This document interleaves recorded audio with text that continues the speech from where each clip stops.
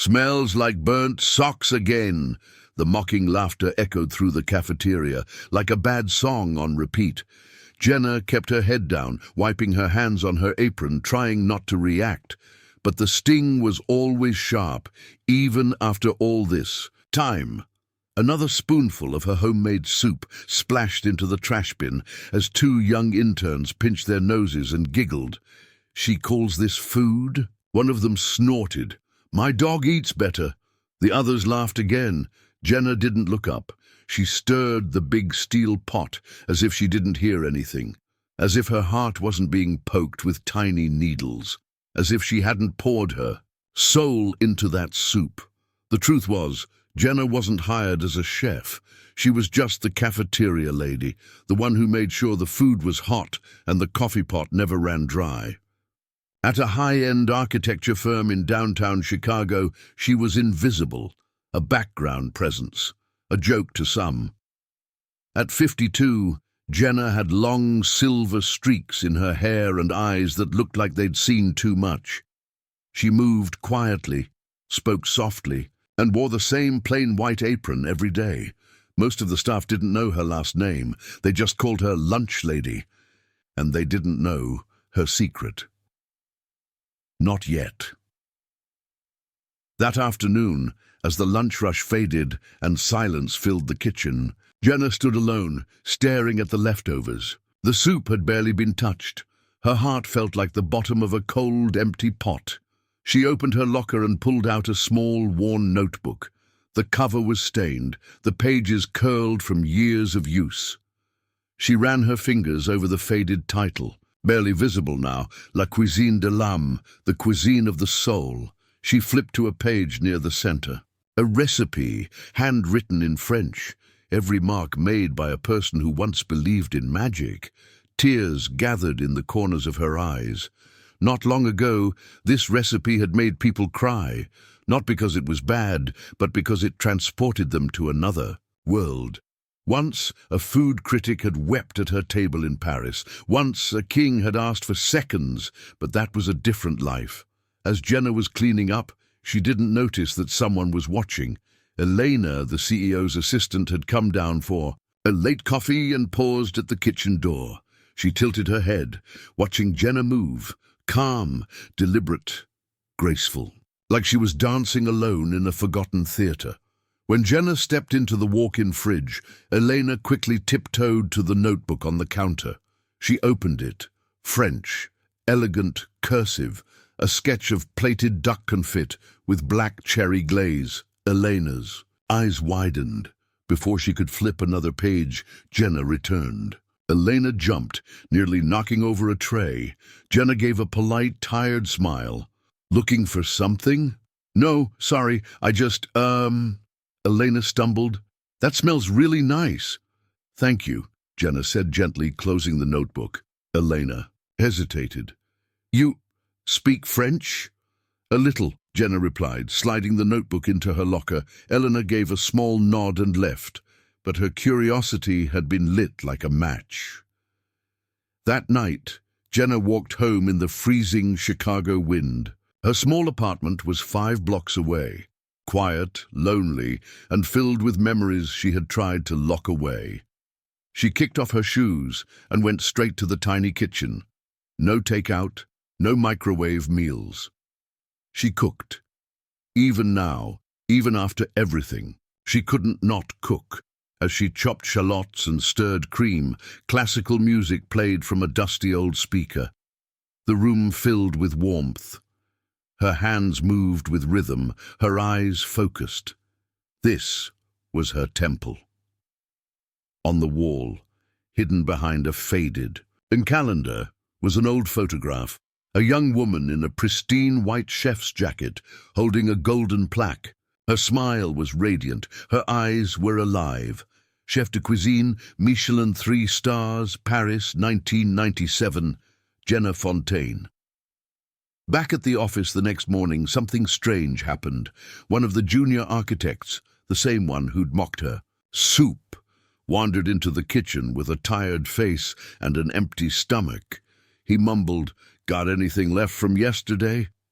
Jenna didn't say much. just warmed a bowl of her leftover soup and handed it to him. He took one reluctant bite, then froze. What is this?" he asked, blinking. "Potato leek," she replied, wiping the counter. He took another bite, then another. He didn't speak again, just sat quietly, finishing the bowl to the last drop. 2 days later, Eleanor came down again, this time with the CEO. "Morning," Elena said. "I told Mr. Parks he had to try your coffee." Jenna raised an eyebrow, then poured him a cup. Mr. Parks took a sip. His eyes lit up. "Is this cinnamon in the roast?" he asked. "Just a hint." Jenna smiled. He nodded approvingly. "You've got a real touch." She gave a small, polite nod, but inside her stomach tightened. Attention was dangerous. The shift began slowly. Day by day, more employees started requesting Jenna's cooking. Some came with compliments, some with apologies. Others just hovered nearby, hoping for a taste, but something else began to stir. Rumors. Why did her soup taste so expensive? How did her lamb stew have the richness of fine dining? Why did she know the difference between foie gras torchon and pâté? People began to whisper. One night, Jenna stayed late. She thought she was alone, until she heard a sound behind her. She turned to see Elena standing there again, but this time she wasn't alone. She had a visitor. A tall, sharply dressed man in his 50s, with silver hair and a scar across his cheek. He looked like someone who didn't wait in lines. "May I?" he asked, gesturing to a stool. Jenna hesitated. "Kitchen's closed." "I'm not here to eat," he said. "I'm here to ask a question." She didn't move. "Are you?" he said slowly. "Jenna Fontaine, formerly of Le Jardin Noir, Paris." Jenna went still. The knife in her hand stopped moving. Elena's eyes widened.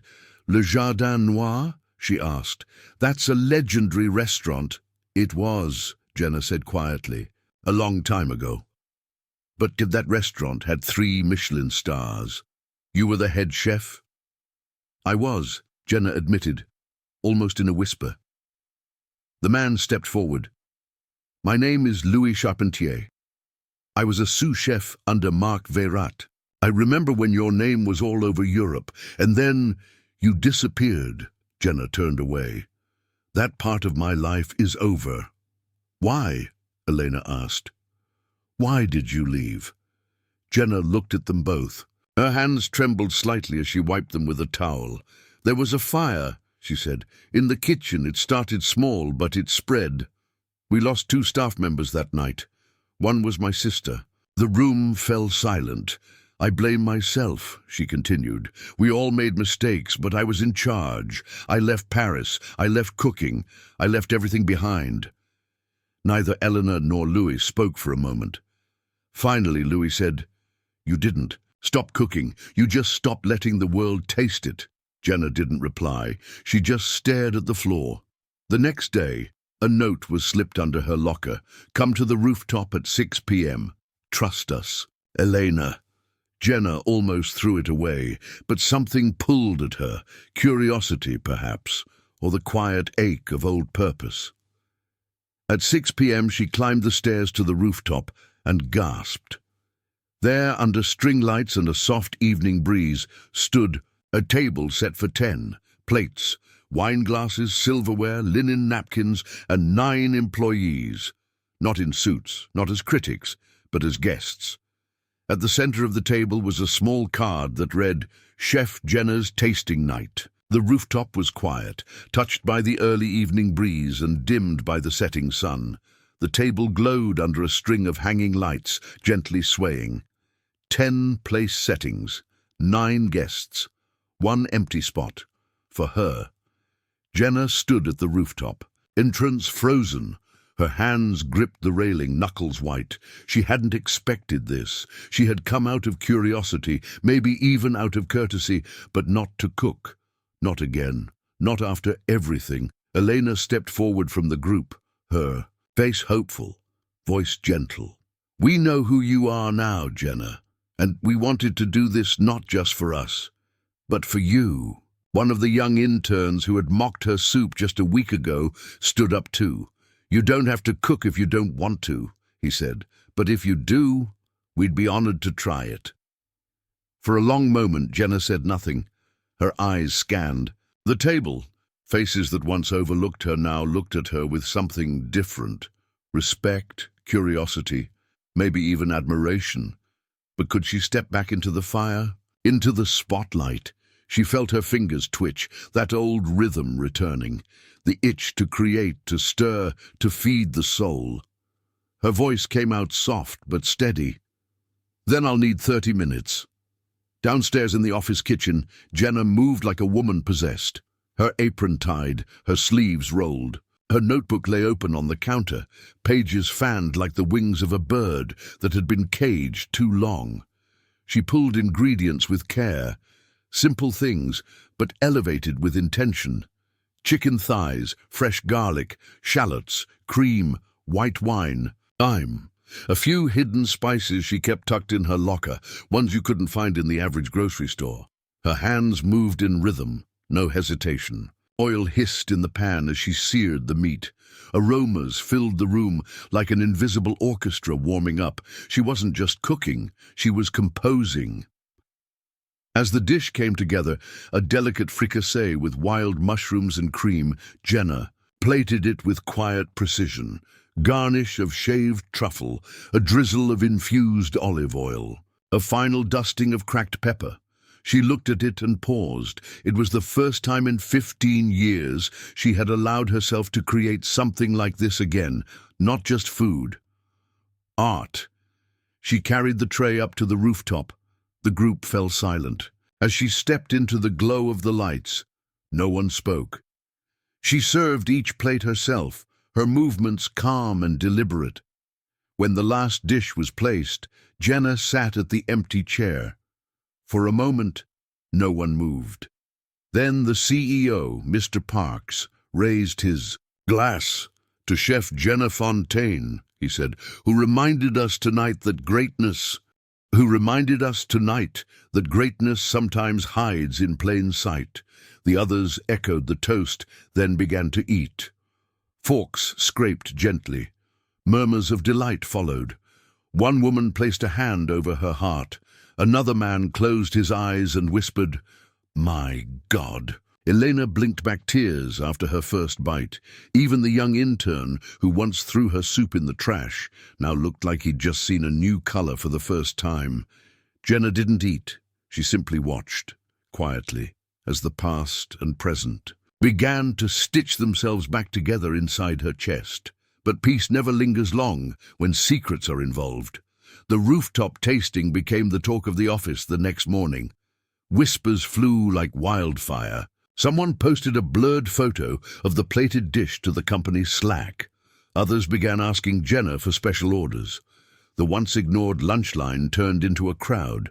Then came the emails, food blogs, even a local culinary magazine somehow caught wind of it. But it wasn't just attention that came knocking. 3 days later, a sleek black envelope arrived at the front desk, addressed to Chef Jenna Fontaine. She opened it with shaking fingers, a folded note, thick paper, gold-embossed letters. "We cordially invite you to the 25th anniversary of La Cuisine de l'Âme, Michelin Alumni Gala, Paris next month." At the bottom, a signature, Jean-Paul. "Mercier Président, Michelin France." Jenna read it twice, then dropped it like it burned her fingers. That night, she couldn't sleep. She sat on her old couch with the invitation in her lap, and memories swirling like smoke. She thought of her sister, Monique, fiery, brilliant, the pastry queen. She remembered the laughter in the kitchen, the late-night trials of soufflés, the arguments over garnish.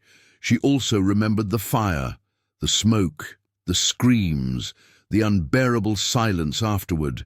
Going back to Paris wasn't just about facing her past. It was about opening wounds that never really healed, but something had changed now. The people at the firm had begun to see her, not as a cafeteria lady, but as someone with a story, with depth, with purpose. She reached for her phone. "Elena?" Jenna said, her voice quiet. Jenna, are you okay? There's something I need to do, but I'll need a few weeks away. Can you cover for me? Of course. Where are you going? Jenna took a breath. Paris. Arriving in Paris felt like stepping into a dream soaked in memory and ghosts. The city hadn't changed much. Same glowing lights, same cobbled streets, same charm. But for Jenna, every corner carried a memory. She walked past her old apartment, now under new tenants. Past the market where she once argued over figs with a vendor. Past Le Jardin Noir, now boarded up, overgrown, forgotten. But the gala was held at Le Ciel d'Or, a 5-star rooftop venue overlooking the Eiffel Tower. Inside, the room sparkled with chefs and critics, camera flashes and whispers. But when Jenna walked in, a hush followed her like a shadow. Some recognized her instantly.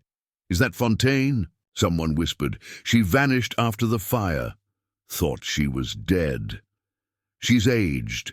She kept walking. At the far end of the hall, Jean-Paul Mercier waited with a warm smile. Older now, but still sharp-eyed. "Jenna," he greeted. "Welcome home." She nodded. "Didn't expect the invite." "We never forgot what you created," he said. "Neither did Michelin." He guided her to a podium. Her heart stopped. "No," she said, stepping back. "I'm not here for speeches." "You don't have to speak," he said. "But they want to see you, to thank you." She looked at the crowd, faces from her past. Some familiar, some strangers, all waiting, so she stepped forward. "I'm not here to reclaim anything," she began, voice soft but steady. "I lost more than a restaurant that night. I lost family. I lost myself." She paused. The room was utterly still. "But I also forgot. Something that food isn't about stars or awards. It's about connection, about feeding people, healing people, including yourself." She looked up. "I never stopped cooking. I just stopped believing I was allowed to." The applause didn't erupt. It grew, like slow thunder, deep, respectful. She stepped down, heart pounding, eyes wet, and then from across the room a familiar voice called her name. "Jenna." She turned, her eyes widened. "Luke," she whispered. A man stepped forward, tall, olive-skinned, with salt and pepper hair, her former sous chef, her old flame. He smiled. "Still using too much time?" She laughed through her tears. "Still forgetting to taste your own food?" They embraced, and it felt like reclaiming a piece of her soul. Back in Chicago 3 weeks later, the office buzzed with her return. People applauded her in the hallway. Someone printed her gala photo and taped it to the fridge. But Jenna stayed. Quiet, modest, she returned to her kitchen, back to the stove, back to the rhythm, until one day Elena approached with an envelope. "What's this?" Jenna asked. "It's from the board." Jenna opened it. Inside, a formal offer, Executive Culinary Director, Fontaine Food Lab, a new department led by you. Her hands trembled. Elena added with a grin. "They want to build something new, an in-house gourmet dining experience, inspired by you." Jenna was speechless. "Say yes," Elena said. "You're not just a chef anymore, you're a legacy." That night, Jenna returned home, placed the letter on her counter, and walked to her wall calendar. She pulled it down, revealing the old photograph once again. Her young self, the golden plaque, the dream. She smiled, then took a marker, and for the first time in years, wrote a new name on the calendar. Opening day. Fontaine's table. The past no longer defined her, but it had finally come full circle. Rain fell softly on the windows of the high-rise building as Jenna stood alone in what was once the company's unused training kitchen. Now it was hers. Freshly painted walls, new stainless steel counters, shelves filled with spices, ingredients, knives and notebooks. It was the beginning of the Fontaine Food Lab, a space where flavors would speak and stories would unfold. She had accepted the company's offer, not for fame, not for redemption, but because she had finally found her reason, to cook with purpose, not pressure. Still, she couldn't ignore the nervousness in her chest as she looked around the room. Building something new came with fear, and Jenna knew that from experience. What if it failed again? What if she failed again? She shook her head. Not this time. This time she wouldn't run. This time she'd build it slow, steady, real. She picked up her knife and got to work. Over the next 2 weeks, the Fontaine Food Lab buzzed with new life. Employees from every department signed up to taste test dishes. Some came out of curiosity, others out of loyalty. But soon word spread that something magical was happening on the 14th floor. Jenna brought in 2 young apprentices, hand-picked from the community kitchen where she had once quietly volunteered. Malik, 22, with a brilliant palate, and Sarah, 19, who barely spoke but understood spices better than most trained chefs. She trained them not just in cooking, but in listening, in feeling, in tasting emotions in food. What you put in the pan, she told them, is only half the story. The rest comes from your heart. By the end of the month, Fontaine Food Lab had transformed from an office curiosity to a full in-house dining experience.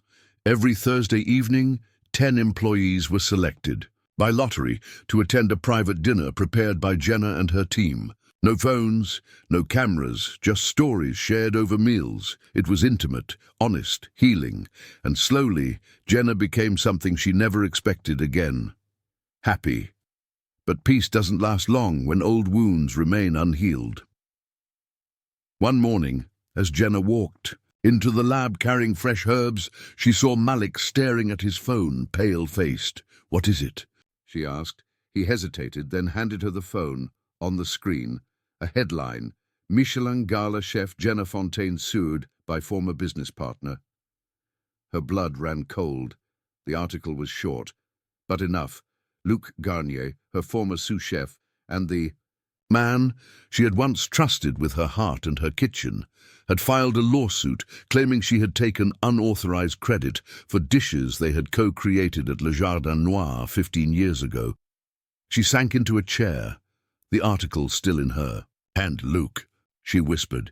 He had held her after the fire. He had promised her they would rebuild. Then one day he had disappeared, and now he was back, with a lawsuit. Later that night, Jenna sat in her apartment surrounded by old boxes, photos, newspaper, clippings and burned recipes she had saved from the wreckage of her old life.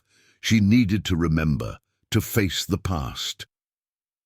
Among the mess, she found an envelope with her sister Monique's handwriting. It had been sealed shut all these years. Her hands shook as she opened it. Inside was a letter. "Jenna, if you're reading this, something has gone wrong. But if I know you, you'll blame yourself. So let me be clear. Whatever happened is not your fault. We built something beautiful together, and no one, no man, no partner, no critic can ever take that away. Don't stop cooking, not for them, not for anyone. Only stop when your heart is full. Love, Monique." Jenna pressed the letter to her chest, sobbing quietly. Luc had betrayed her memory. That was the worst part. The next morning, Jenna met with a lawyer provided by the company. "It's a civil suit," the lawyer explained, "not criminal. He's claiming that several of the recipes you served at the gala, dishes he says you created together, were co-authored and that you never gave him credit." Jenna frowned. "They were my recipes. He helped, sure, but the concept and final versions were mine," the lawyer nodded. "Do you have proof?" Jenna hesitated. "I have my notebooks and my sister's journal. She wrote everything, every test, every idea." "Then we fight it," the lawyer said. "But," he warned, "he's already spoken to the press. He's painting you as a controlling partner who erased him from history." Jenna took a deep breath. "I won't let him rewrite my story." The following days were chaotic. Food blogs that once praised her began publishing both sides of the story. She cooked alone. Some headlines read, others claimed, "The forgotten man behind Michelin magic speaks out," but the Fontaine Food Lab stood by her. Malik and Sarah worked overtime. Elena brought her homemade coffee every morning, and the company held a press conference. "We believe in truth, in talent, and in transparency," Mr. Park said. "Jenna Fontaine is not just our chef. She is our inspiration." Still, the public was divided. Half praised her resilience. Half doubted her integrity. But Jenna didn't speak out, not yet. Instead, she cooked. Every night after the lab closed, she stayed behind, recreating every dish from her past, documenting it, photographing it, annotating notes with Monique's, handwriting and hers side by side. She was building not just a defense, she was building a truth no one could erase. 2 weeks later, Luke appeared in Chicago. He requested a private meeting. Against her lawyer's advice, Jenna agreed. They met in a quiet restaurant downtown. Luke looked older, grayer, but his eyes held that same arrogance. "You've done well," he said, sipping. His espresso, Jenna said nothing. "You really should have included me at the gala," he added. "It was our legacy too." Jenna clenched her jaw. "You walked away from everything, from Monique's funeral, from rebuilding, from me." Lukey shrugged. "I had my reasons. Grief makes people selfish." "No," she said coldly. "Cowards make themselves selfish." Luke leaned in. "Drop the pride, Jenna. Settle this quietly. A joint statement, shared credit, we both win." She stood. "I won't lie for comfort," she said, "and I won't settle for silence." She walked out without looking back. The trial date was set for 8 weeks later. Jenna continued to work, cook, and lead, but the pressure weighed on her. One night after a quiet test dinner, Sarah approached her. "You okay?" she asked softly. Jenna smiled tiredly. "Just remembering too much." Sarah nodded. "You taught us something, you know." "What's that?" "That food tells the truth, no matter how many people try to lie around it." Jenna looked at her young apprentice, proud. "Then let's keep telling it." At the courthouse, Jenna sat beside her lawyer. Across from her, Luke looked calm, collected. The judge reviewed the evidence. Luke's lawyer presented photos, old menus, articles claiming joint authorship. But then came Jenna's turn. She handed over Monique's journal, dated, signed, filled, with matching recipes. Then came her own notebooks, her notes, her test pages, handwriting samples. Emails from Luke acknowledging her leadership. Then the final piece, a video clip recovered from an old intern's phone at Le Jardin Noir. In it, Luke is heard saying, "Jenna created every damn menu here. I just make it taste the way she imagines." The courtroom fell silent. Luke's expression cracked. The judge reviewed everything for 2 days, then gave the ruling. This court finds no grounds for Luc Garnier's claims. All credit remains solely with Ms. Jenna Fontaine. Case dismissed. Outside the courthouse, reporters swarmed. Jenna stepped up to a mic for the first time. "I didn't fight to prove I'm a genius," she said. "I fought because my story mattered, because my sister's name mattered, and because truth matters, even when it's hard." Back at Fontaine Food Lab, the team threw a quiet celebration. Jenna raised a toast to her staff, to truth, to resilience, and to the power of starting again. Malik raised his glass. "To Chef Fontaine," Sarah whispered. "To Monique too." Jenna blinked back tears. In that small kitchen under soft lights, something powerful stirred again. Not fame, not revenge, but peace. And from that peace came possibility. The snow fell quietly that morning in Chicago, covering the city like a soft white sheet, pure and untouched. But inside the Fontaine Food Lab, the air was anything but still.